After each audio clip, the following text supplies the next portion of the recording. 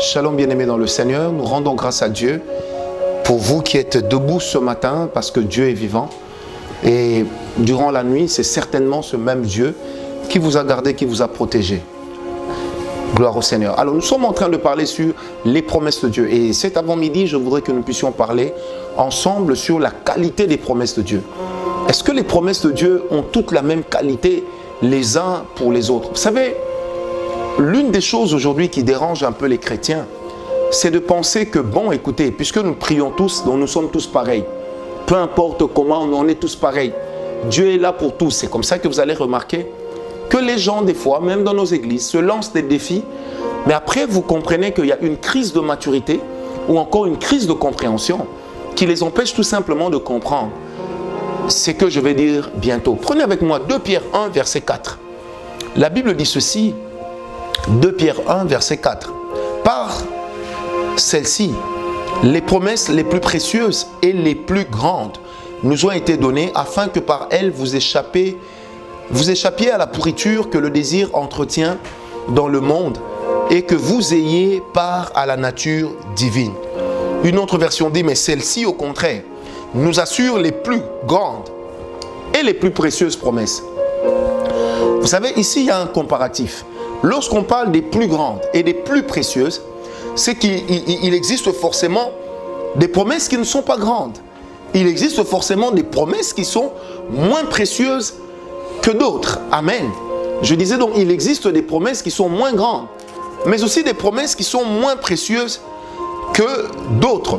Vous savez, lorsqu'on parle de la grandeur, ça fait référence à une unité de mesure.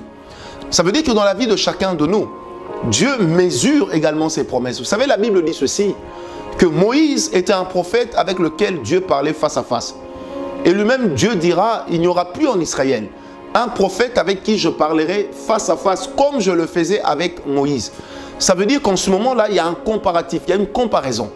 Le Seigneur nous fait donc comprendre qu'il existe des promesses qui sont plus grandes que d'autres, qui sont plus précieuses que d'autres. Vous savez, quelqu'un qui reçoit la promesse divine d'être un bourgmestre ne va pas se préparer comme la personne qui reçoit la promesse divine d'être un maire de la ville, un gouverneur de la ville comme on l'appelle chez nous, ou encore d'être un chef de l'État.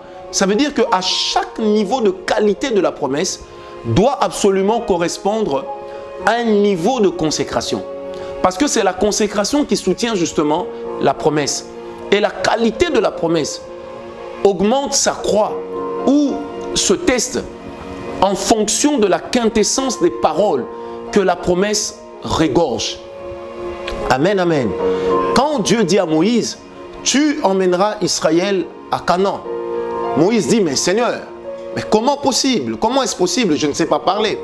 Dieu lui sort une parole qui est très tendancieuse. Il dit, Moïse, Aaron sera ton prophète.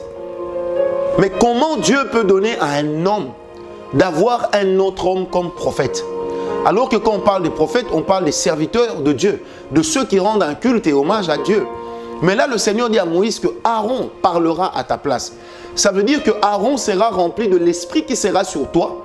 Et par ricochet, Aaron parlera en lieu et place de ta bouche.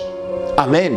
Et plus tard dans Exode 7, verset 1, le même Dieu va dire ceci à Moïse. Il va dire, Moïse, tu seras comme moi devant Pharaon. Parce qu'il lui dit, tu seras Elohim devant Pharaon.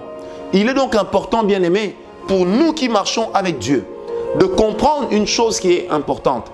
C'est que plus la promesse de Dieu est précieuse, plus la promesse de Dieu est de grande valeur, plus la promesse de Dieu est de grande qualité, plus grandes seront aussi les attentes du Seigneur, plus grande sera également la sévérité de Dieu par rapport à nous. C'est pourquoi l'apôtre Paul disait, tout m'est permis, mais tout ne m'est pas utile.